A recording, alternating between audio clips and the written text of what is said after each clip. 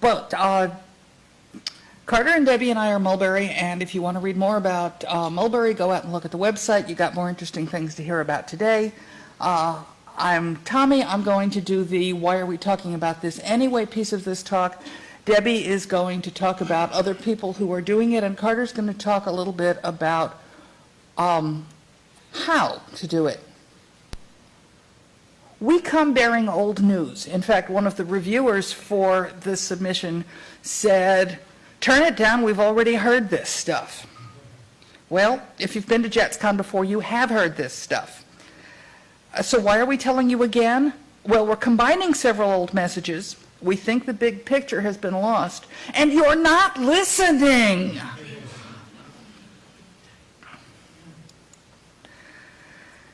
First of all, if you're here, you have at least heard the message XML is good. You were promised that XML was going to bring you all kinds of wonderful benefits. XML is simple, it's extensible, it's interoperable, it's going to reduce your costs and increase your turnaround and increase your quality, and you move your publishing process to XML and all kinds of things get better, right? You've all heard that. And I'm kind of reminded of a friend of mine who a few years ago had a stroke and was in something of a panic. And her doctor said to her, "It's okay. We'll have you walking within a year. You're going to be fine. Don't panic. Settle down. You'll be okay." And a lot of you are treating XML sort of in the same way. You are panicking. We have a second old message. JATS is customizable. You can use JATS out of the box. It's not your only option. JATS was designed to be customizable.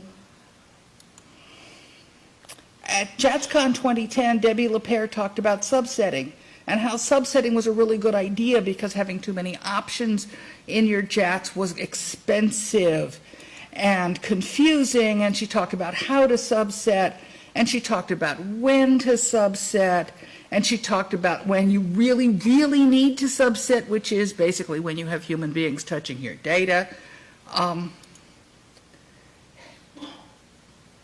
And then Sasha Schwartzman said, you know, you don't need a superset either. You can just use schematron. It's the first time I've used that word in this talk. I'll talk a lot more about it. They built a subset. He thinks it was a bad idea. He talked about that at JATS. It's another old message. And we've got a bunch of his slides. You can go read his paper on the website.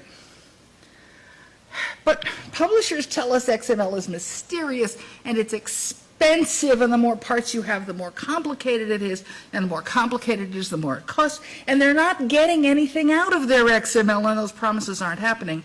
And I'm back to my friend who had the stroke. Her doctor told her she was going to be able to walk within a year, she was going to be fine, she was going to get better.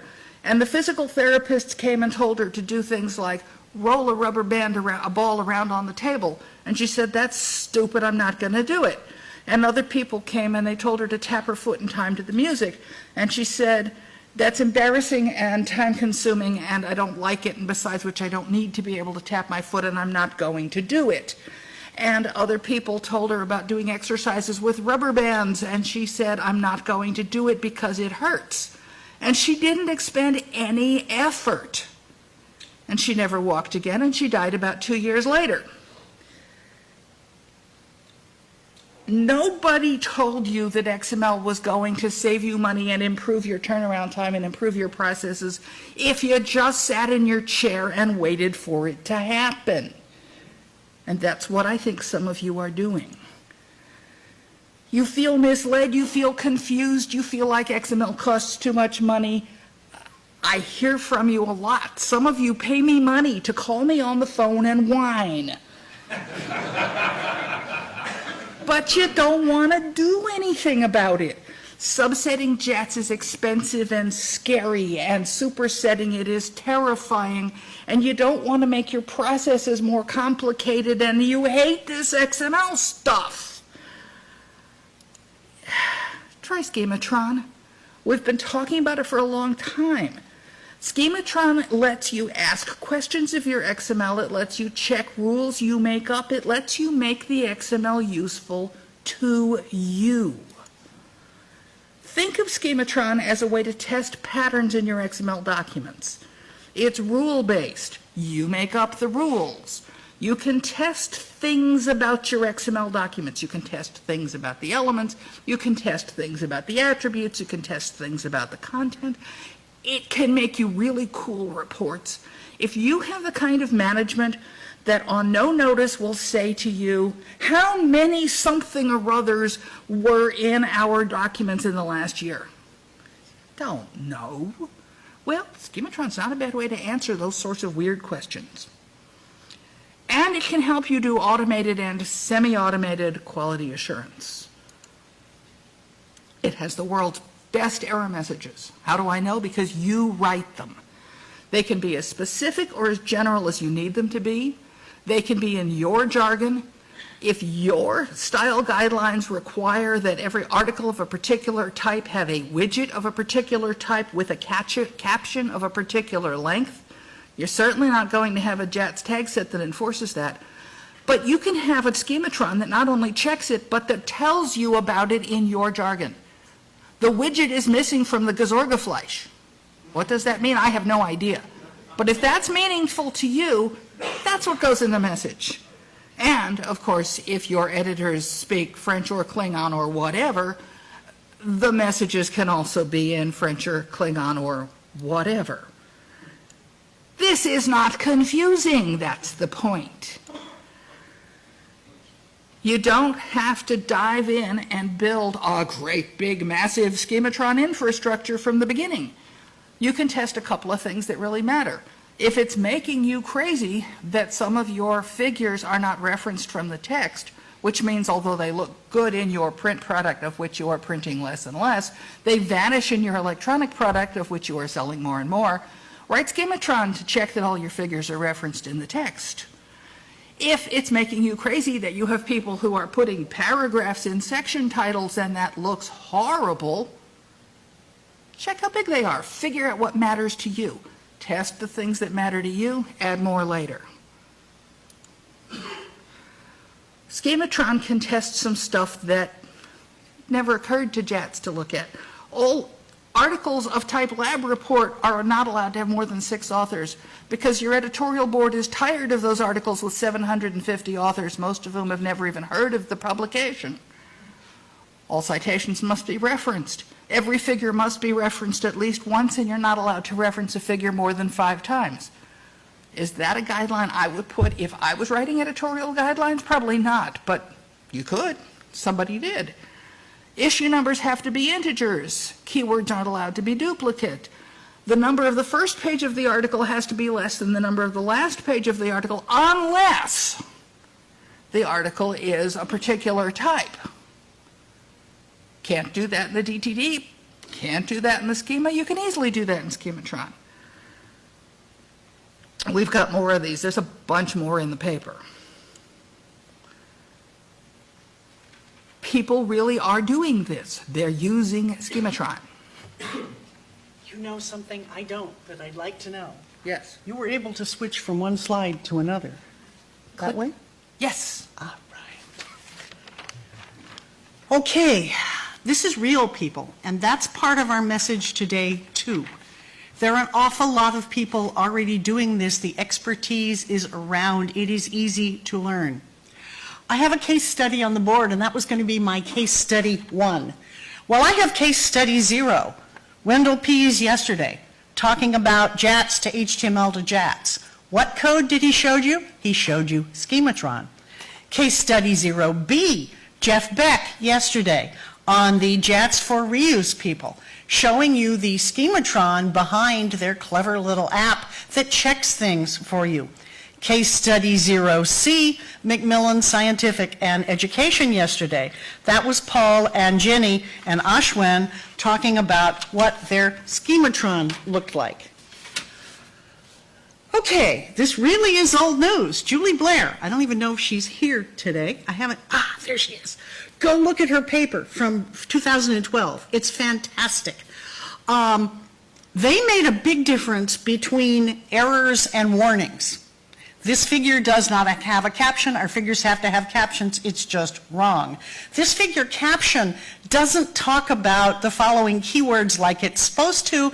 maybe that's okay. They had a whole bunch of things that might not be errors that editors were going to have to look at to determine whether or not it was a problem. And then the paper goes yay rah and says, by the way, we reduced errors, our quality went way up, we reduced publication time, and we did something that everybody hoped SGML would do, but we haven't had that luck so far. It saved money, really. Go read her stuff. Thank you, Julie, for that one. Case study, if I can get this mouse to work. All right, let's try this one. I repeat.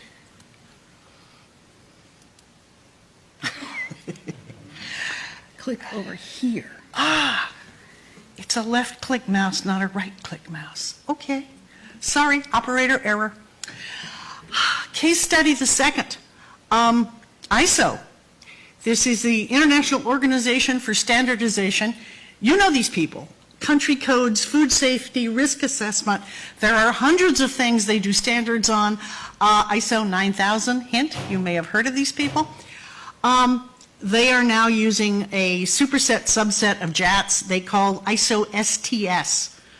Several of you who are here in this room who work for other standards organizations are looking at doing the same. That's exciting. They did a super subset in that they took out some stuff they didn't want, and they added some very interesting terminology ontology they needed, and also some more metadata.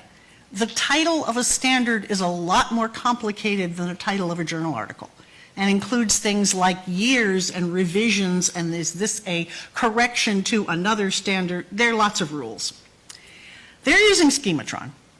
They have one huge Schematron module, and I mean huge. I used to say about 700 lines, but I checked it last week, and it's grown, and it's about 800 lines now. They have Schematron tests grouped into rules. The numbers on the rules tie back to the requirements document so they can tie the whole thing together. There's a URL on this slide. Check out our paper. It is freely available. They are using it to do things they could have done in the DTD, like make things required that the DTD says is optional. The DTD says you don't have to have a copyright holder, but like the JATS for reuse, the ISO SCS says yes you do. And by the way, it has to have content. It's not legal. People just say, oh, that element's required, I'll put it in there empty. Start copyright holder, end copyright holder. Wrong. Can't be empty either. And that's something a DTD can't say, right? If you're using XSD or RNG, you can say this element must have content. You can't say that in the DTD world, but Schematron can. So a lot of people are using Schematron to say things that they wish had been in the DTD, but the DTDs can't say, or things that can't be said in DTDs.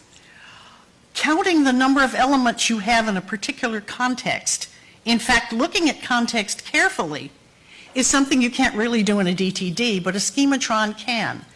Standards have lots of rules concerning things like purpose and scope and normative references, and where can those be used, and how many times can those be used, and if you have two forwards, is that an error, or does that just mean this is a revised standard and there had better be a second forward because we revised it? They also use Schematron to test business rules in ISO STS. They have different references. Standards have more things in them. They can't be directly inside a mixed citation. Every standard has to have a standard title. But they also used it in what I thought was a very clever way. No grammar-based language in the world, no DTD or schema or XSD, is going to have the regular expressions to check things like your ID naming rules. I mean, that can't be part of a DTD, and it isn't part of the grammar, but if you have strict ID naming rules, you know, all our figures start with fig, and then the number is the number of the article, followed by the number of this in the figure, followed by the year, followed by, if you have identifier rules, this is a fabulous way to check them. I tried to go through all my case studies and come up with my favorite rule, and here it is. Every section should have an ID unless you're within box text or you aren't part of the structure of the standard, for example, inside Corrigenda, or some prologue notes.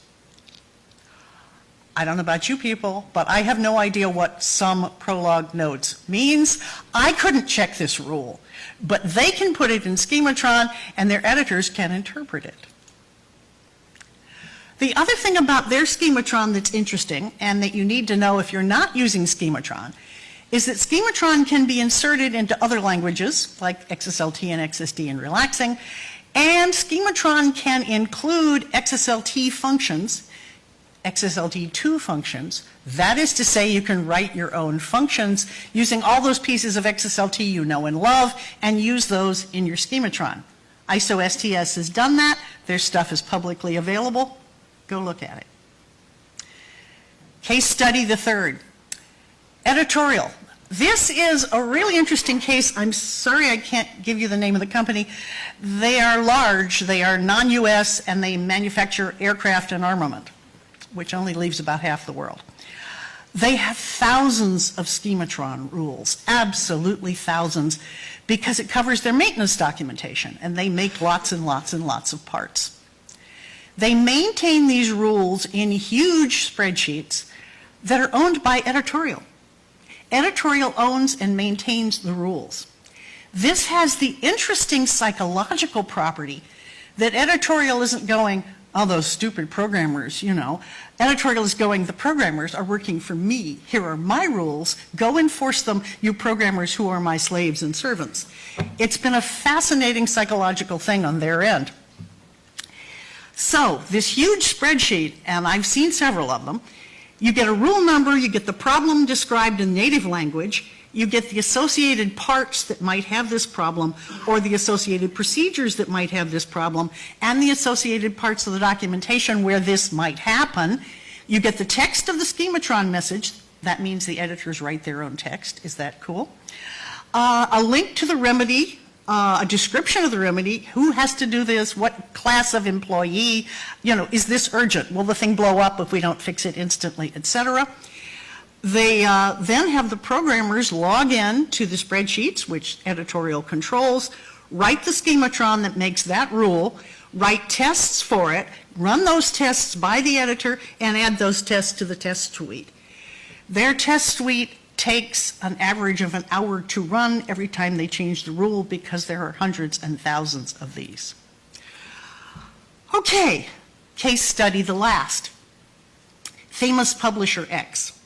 My colleague Carter will be talking further about Famous Publisher X.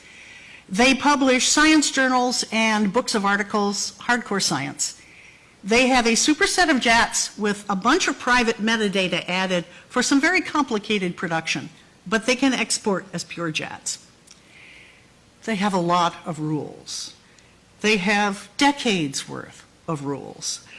They have rules and best practices that go back to the 1860s.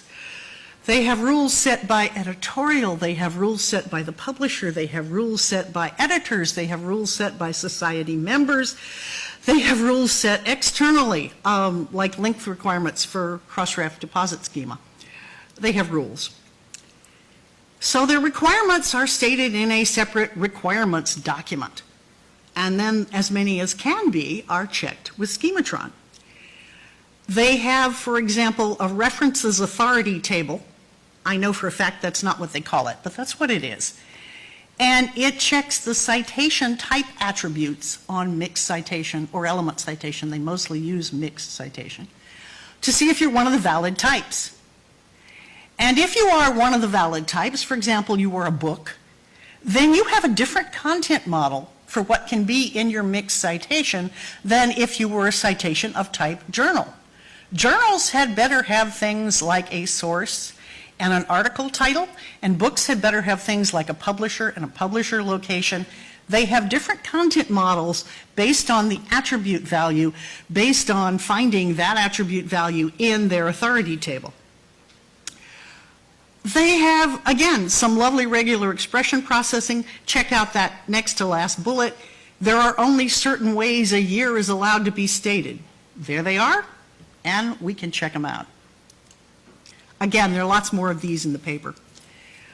What I really like about these people is that some of their rules are so complicated, I don't see how people do it. And software will come in very handy for this.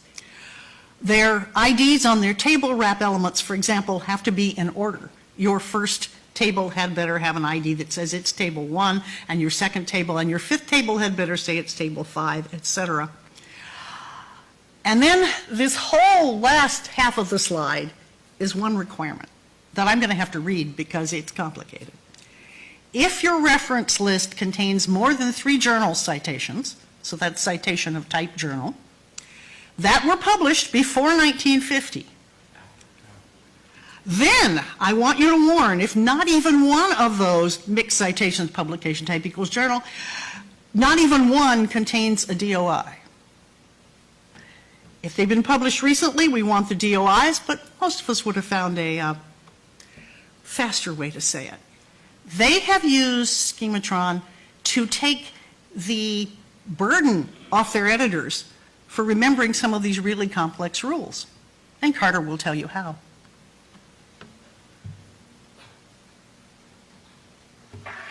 So I'm Carter. I'm the third Mulberry lady.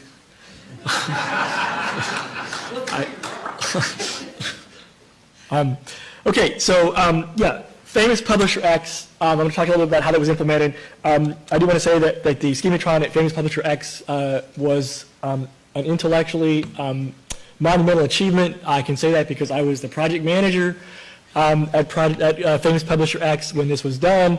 And 2 of the monumental intellects who did that are in this room.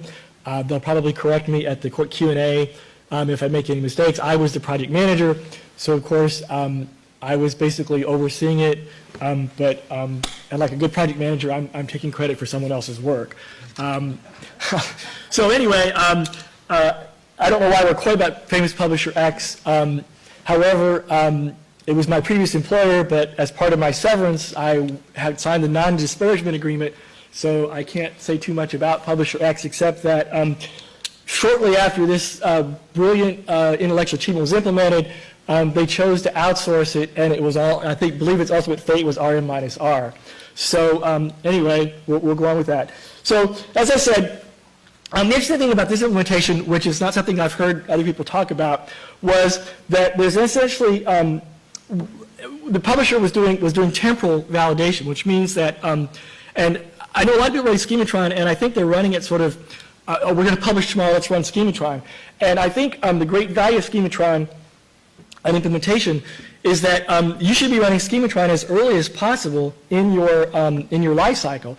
In fact, there was one publisher who's one talk yesterday where they were saying, upload the stuff to our checker, and then if it doesn't pass the test, don't bother sending it to us. And I believe, Sasha, did we have our vendors running that at their site?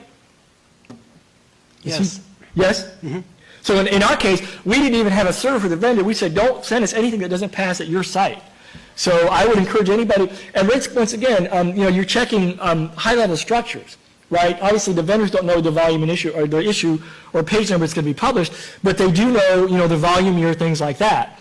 So you should be running, you can run loose validations at that time. So essentially, we had some very complex rules, just illustrated. We had some rules that applied by all journals, right? Then we had different rules for specific journals. Each journal has its own set of quirks. Most importantly, we have different rules at different publishing stages. And obviously, we have many rules that are not scheme enforceable, like lookup tables, things like that. So obviously, the only implementation for this was a Schematron. So we layered over a DTD. So like I said, we had journal-specific validation, article-type validation, authority file validation, and then we had, certain content like books. We tightened up some of the models for that. And then once again, the thing I thought was most exciting was we had life cycle specific validation.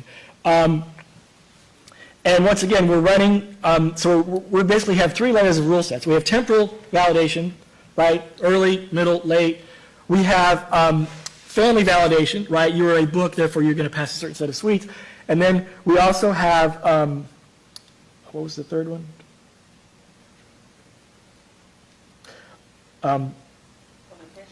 Temporal status, publication type, things like that. So So before copy editing, we could run validations on, the publication. We don't know the issues of the pages, stuff like that, but we can check our large structure validations, essential elements, no blank titles, things like that.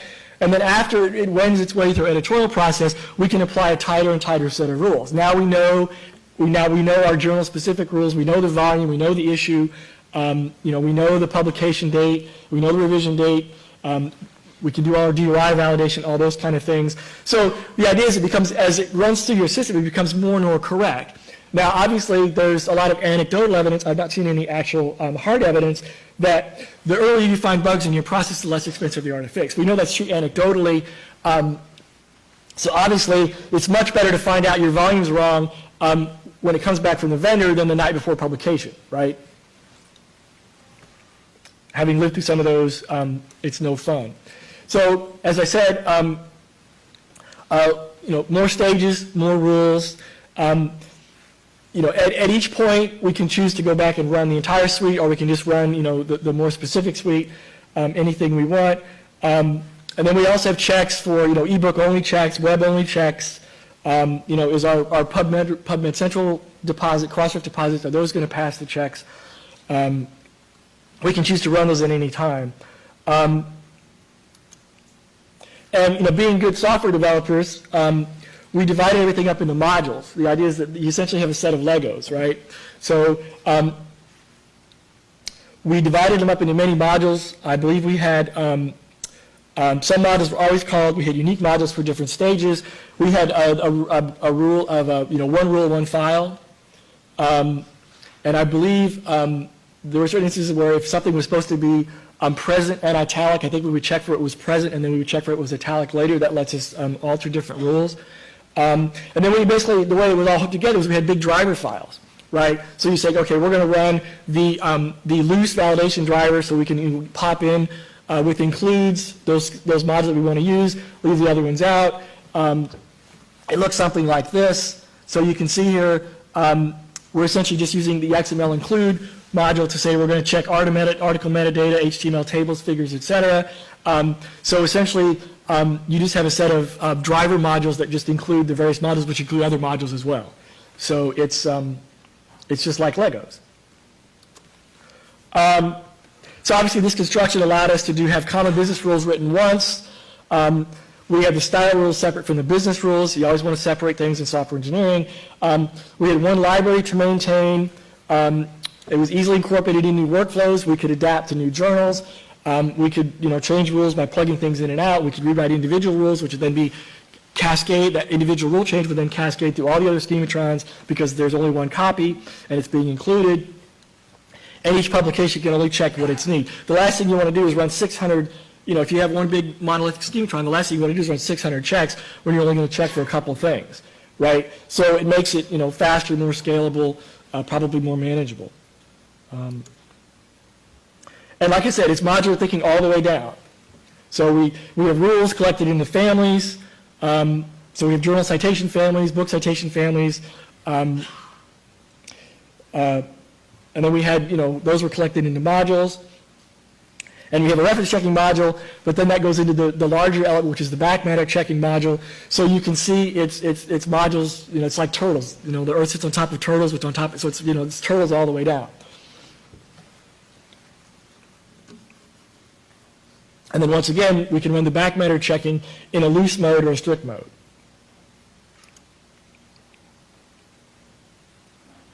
So another thing that was talked about earlier, which I've seen in some of the earlier case studies, was each rule basically has a unique identifier, and ultimately the rules have to be traceable back to something, right? I like an architecture where if you have a rule, you can reference that back to a specific thing. The style manual, section 4, or chapter 4-7 says, a title must be less than 50 characters if it's a figure title, things like that. I like rules that tell people what to do, right? If it's more than 50 characters, do something. You also like to have the people who are responsible for the rules, i.e. the copy editors, the editorial, maintain the rules. There was a previous paper, I can't remember it right now, I believe it was presented last year, where they were actually using, the rules were maintained in a DITA document, which was then used to drop the rules into schematron checks. I mean, ideally, what you have these spreadsheet architectures, you've got the rule written here and the rule written here, and you have to make sure that person copied them together. I like something where you've got programs that actually go out into a database or a CSV file or an Excel spreadsheet and actually take the rules and dump them into your schematron. So if the rule's written once, it's included everywhere. I also like an architecture where at least one of your channels coming out of your schematron is either a CSV value or something that can be sucked into a spreadsheet or relational database, so you actually have instrumentation on your rules, right? We have people who said we have found certain tags that have never been used. I'm wondering, can you tell your editorial staff or your vendor where are 80% of your, remember it's the old 80-20 rule. I want to know where are 80% of my mistakes occurring. I have no idea right now, except I have anecdotal evidence from the copy editors, but if I was capturing all this stuff as my schematron was executing and dumping them into spreadsheets or CSV files or access tables or something, I could actually give a manager report and saying, we're making 80% of our errors in figure captions, missing, right? So we need to fix that.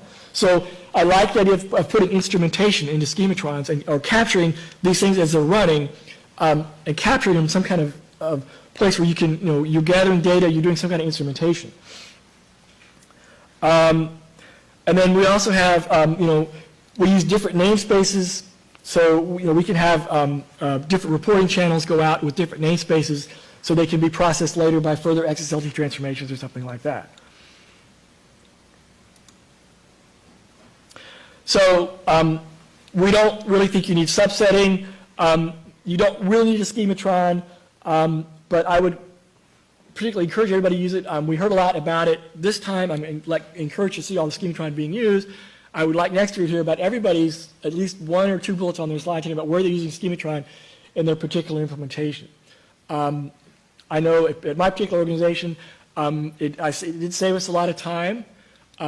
And of course, time equates to money in some functional relationship. Time and money can be equivalent. I know that we were able to free a lot of our editorial people from the stuff that they're not good at, which is counting up to see if there's 100 characters in a figure citation, and doing more high-level meta stuff, which is what your copy editors like to do and want to do. Nobody wants to count the number of letters in a citation. But they do want to see if it's a well-written, complete sentence, right? So let the computer do what the computer does best, and let the people do what the people do best. So the last lesson, if you're not using schematron, please consider it. If you are using schematron, are you using a modular approach? Are you using temporal validations? Are you using family validations? Are you using publication type validations? Who is the data going out to, right? In other words, yeah, the programmers are running, they're getting error messages. Those error messages are filtering back to your vendor, to your editorial staff, where are those messages going? And then once again, based on the information you're collecting from your schematron tests, can you write better tests? Can you write better rules? Can you make your rules more clear? Those kind of things. So make sure all that schematron information is flowing back into your downstream processing, things like that. So once again, think about some of these ideas and how schematron can help you in your implementation. And I hope we'll not have to say this again. Does anybody have any comments, any questions?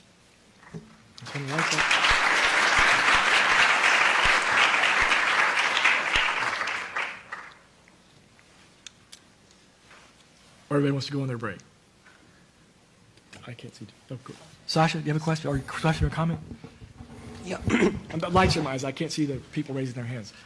Well, David did argue very persuasively a few years ago about the need for subsetting and expounded on the concept of layered validation. And I think it's not going away.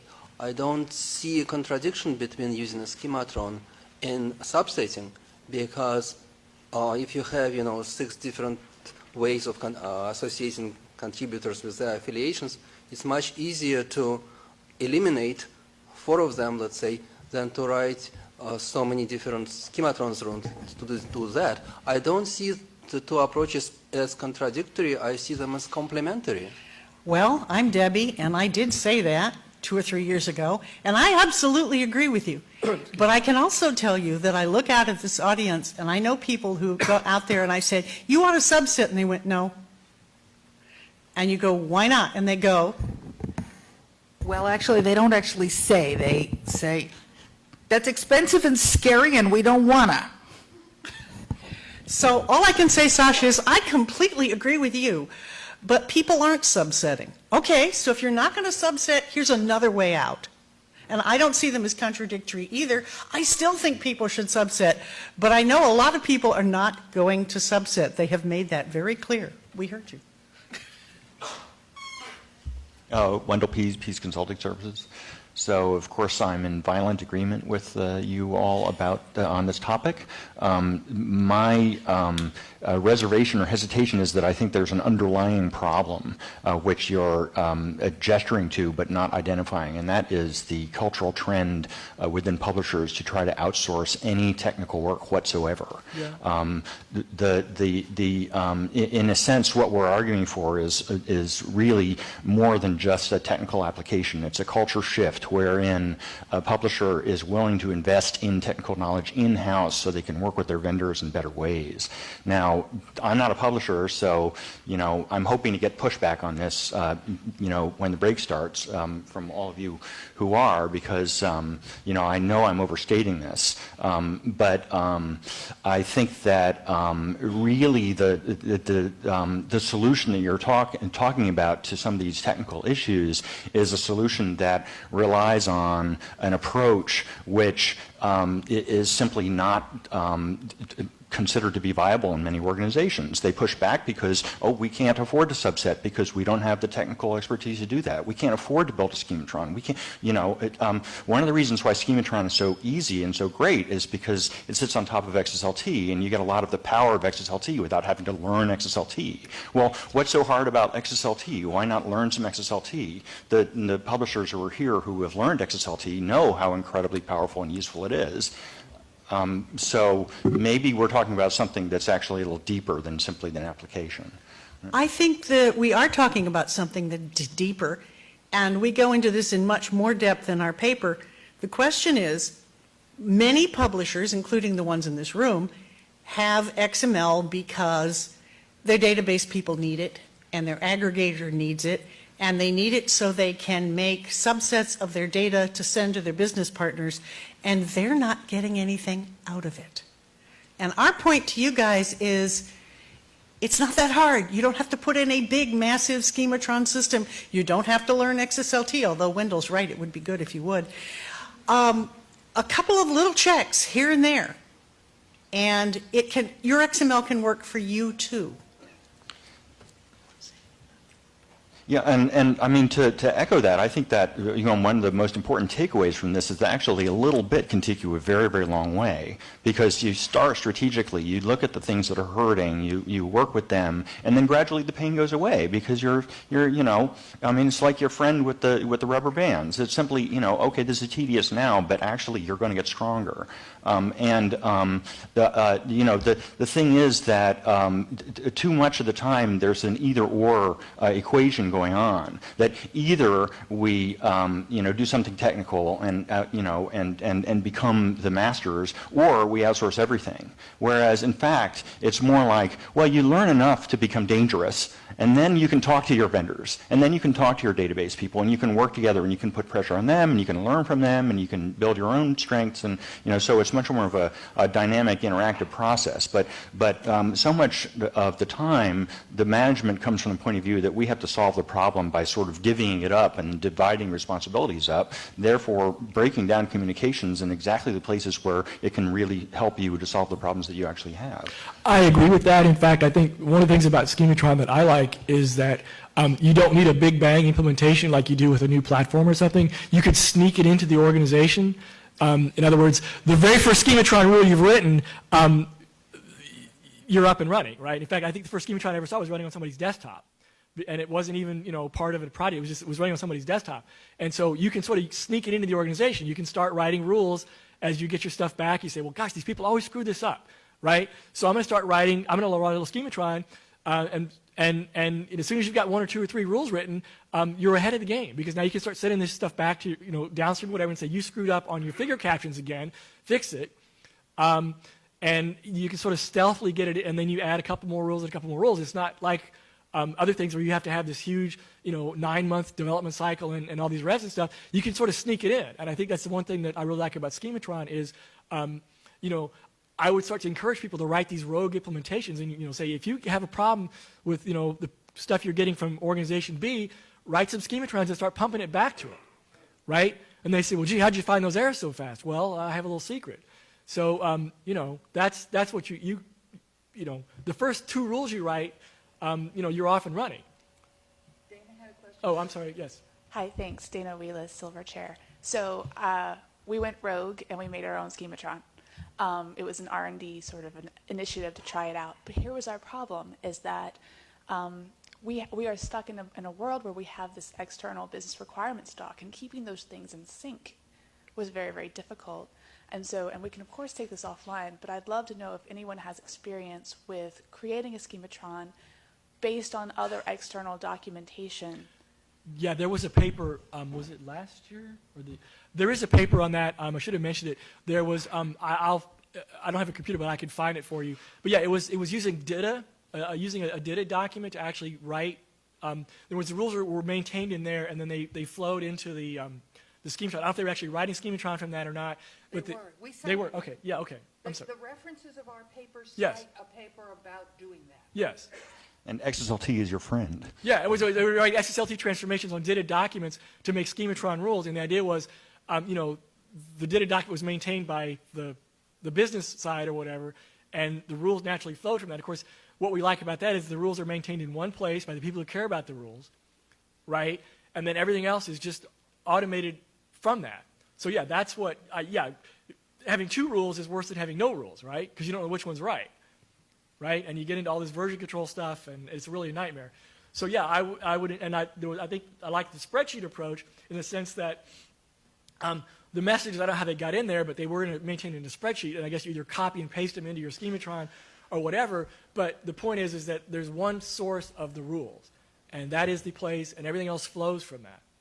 That's perfect. Thank you. Yeah, I'll look at the references and find that, and look. I would encourage you to read that paper. Now, it's on GitHub, and it's more of a proof of concept than anything else. And the person says, well, this is a DITA, but of course you can use anything to do this from. But the idea is proof of concept is, so you could certainly maintain a set of rules in some other, format and write XSLT to generate Schematron out of that. Paul Donahoe, Macmillan Science and Education.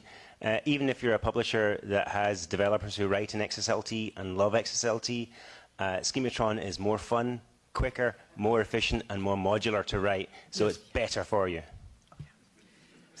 Yeah, agreed. Schematron is my favorite thing to write. Yeah, I agree with that. Yeah, well, it's an XSLT application. Yes. And the other reason it's so fun to write is it's your quick, fast prototyping language. Your client, we are consultants, your client sends you 100 documents, and in those 100 documents they insist they never do X. Well, maybe it's something simple and you can just use an X query to get there, but if you can't, you write yourself a Schematron. It takes 1.5 minutes. All right, you made an error. It took 2 minutes. You had to fix your error. You can run through and say, this thing you said never happened has happened 32 times. What do we do about those? But Paul, ironically, I have been in situations where the argument, oh, you should use Schematron, has been countered with, oh, why would I do that? I could do it in XSLT. Yeah. So it goes both ways. Yes, up in the back. Hi, Jennifer McAndrews, AIP Publishing. I just want to jump onto the We Love Schematron bandwagon. It has saved us just so much time, and I just wanted to point out or share that we actually run Schematron at the time our vendors deliver our documents. It's an automated process. And if at that time it does not pass Schematron, it bounces immediately back. So we're saving time on our end. We don't even see those error papers. And it's their problem, essentially, not ours. And that is, I couldn't give you a number for what it saved, but it saved a lot of headaches. Yeah, I love the, pumping this stuff right back to the vendor saying, I'm sorry you failed, fix it, because I just can't tell you how much time and agony we spent on getting crap, technical term crap, from the vendors, right? New technical word. So, Evan Owens, Senveo. Interesting and lots of fun. Having written tools like this in OmniMark before Schematron existed 18 years ago, this is very important. I just want to comment on the thread about the publishing landscape, because I mean, this is a wonderful conference, but the publishers who are here tend to be the ones who have technology resources, and it's not a representative sample of the larger publishing community. At Portico, we dealt with a wide range of publishers, many of whom did not have their content at all. It was at their hosting vendor. They'd outsourced everything. So there are other opportunities for Schematron, one, the hosting platforms, as we heard about from Silverchair, and things like that, and in the vendor space. But the issue of connecting the business rules about is even harder when the rule owner is at the publisher, but then the copy editing is being done elsewhere, and the technology and the hosting, and there's 3 parties involved in all, or more involved in that. But this is wonderful stuff and important for connecting the dots, a way to do that. And part of what we're trying to say, that I thought Carter said really nicely, is, okay, you don't have an IT department. There are 3 of you, and you publish the best journal in the world on subject X, and everybody agrees, and if you're in that field, they get your journal, but there are only 3 of you. This is a skunkworks thing. You can learn Schematron, non-programmers can learn it, and you can write trivial tests fast. If you work for a larger publisher and you cannot get them to approve a big suite from your IT department, write your own. This can be done. Thank you. Wait, is that another question? Hang on. Wait a minute. Sorry, there's one more question. We didn't. Apologies. Vincent Lizzie from Taylor & Francis. As someone who's written a fair amount of Schematron, I just want to say that we have internally validation checks are done in Java and other languages in addition to Schematron. There are things that Schematron can't readily check without some extensions, such as declaring that you've used a specific doc type for your DTD declaration.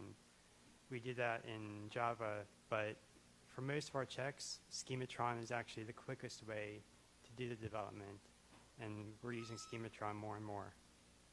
Fantastic. We rest our case.